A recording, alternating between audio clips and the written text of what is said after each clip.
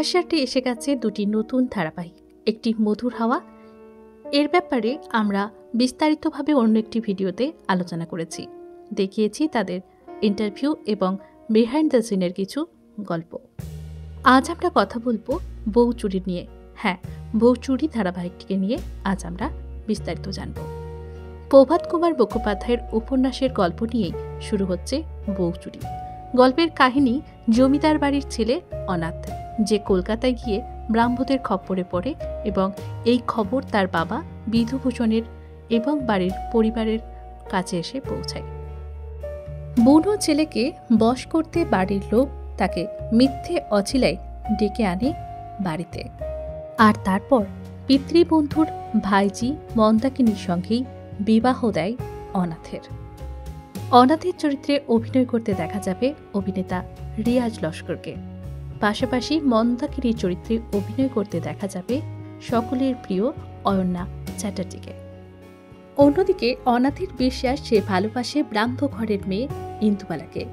মন্দাকিনীর সঙ্গে বিয়ে হলেও ইন্দুবালার দাদা হেমন্তের প্ররোচনায় তরুণ অনাথ বিশ্বাস করে নেয় ভালোবাসা রহিত এই বিবাহের একটাই অর্থ, মন্দাকিনী তার ভগিনী। আর এই বিশেষ ভগিনীটিকে একবার কলকাতায় নিয়ে গিয়ে ব্রাহ্ম ধর্মে দীক্ষিত করে অন্য পাত্রস্থ করলেই তার মুক্তি এবং সে ইন্দুবালাকে বিয়ে করতে পারবে।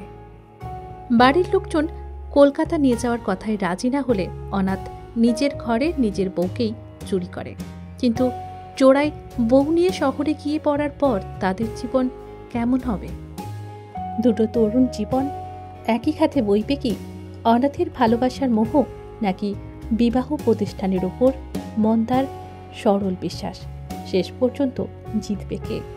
জানতে চোখ রাখুন আকাশ আটের পর্দায়। দেখুন প্রতি সোম থেকে শনি বউ চুরি, ঠিক সন্ধে 7:30টায়।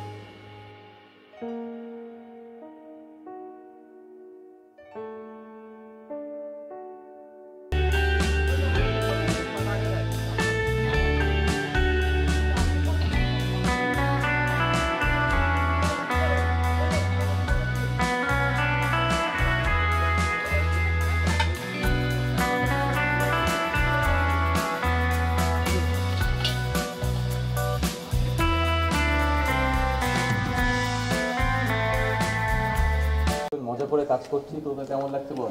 আমাদের খুবই ভালো লাগছে। অফ কোর্স ভালো লাগবে, একটা কমফর্ট জোন। কেমন হয় বল?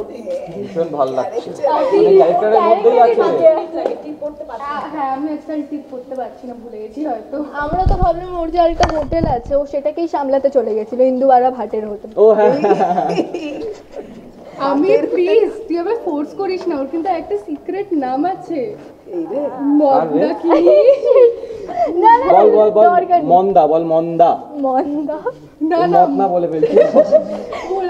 আমি বলি ওর অ্যাকচুয়ালি একটা আমরা ওকে মানে একজন দিয়েছে ওকে নাম মদনাকিনী। মদ, আরে ও নিজে 5 দিন দেখিসনি, মানে বলতে পারছিল না মদনাকিনী মদনাকিনী করছিল। ও নিজে প্রমোশন মদনাকিনী।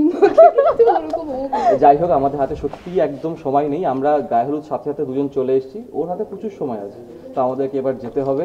আর লাস্ট যাওয়ার আগে একটা কথা বলে যাই আমরা, যে অবশ্যই তোমরা বউ চুরি একদম দেখতে ভুলো না। প্রত্যেক দিন মানে সোম থেকে শনি সন্ধ্যে 7:30টায় আকাশের পর্দায়। একটু শেষ হয় না, একটু অনস্ক্রিন কি জমলো, একটু গল্প শুনি। দুজনের সাথে কি রকম? এই যে ও একটু আগেই বলছিল কাদার মধ্যে কাঁধে নেওয়া, ওই দিনের ও ভীষণ রকমের ভয় পাচ্ছিল, বাট আমি কনফিডেন্ট ছিলাম যে আমি কষ্ট হয়েছে। রিয়াজের সম্বন্ধে থেকে বলতে হবে। হ্যাঁ, অফ কোর্স কষ্ট। এটা কিন্তু অন্য আমাদের বলেছে তোমার খুব কষ্ট হয়েছে, হওয়া উচিত যে আমি খুব হেভি হয়েছে। হ্যাঁ, সেটা ও মনে করে, বাট একদমই না। জিমে যায় তাই না? জিমে যাও, বাট এই কদিন আর যাওয়া হচ্ছে না। ঠিক আছে, ওকে তুলে জিম হয়ে গেছে।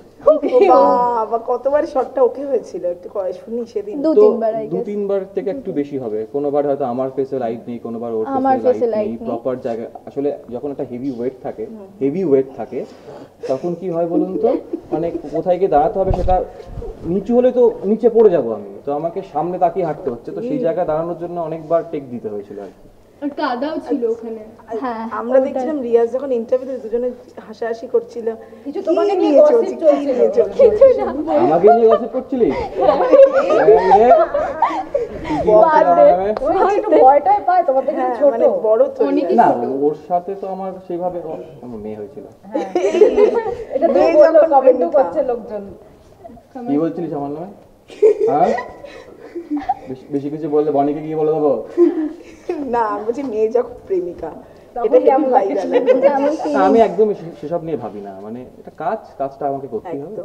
হ্যাঁ, আর ক্যারেক্টার তো এই না যে সব সময় সব সিরিয়াল আমরা মা এই বাবা মেয়ে হয়ে থাকবো, একদমই তাই। সব সময় ডিফারেন্ট ক্যারেক্টার। কখনো বাবা মুখ থেকে বেরিয়ে গেছে মানে বেরিয়ে সিনে একবার ফার্স্ট দিন মানে যখন মানে আমি বাড়িতে প্র্যাকটিস করছিলাম তো অনাথ মানে অনাথ বাবা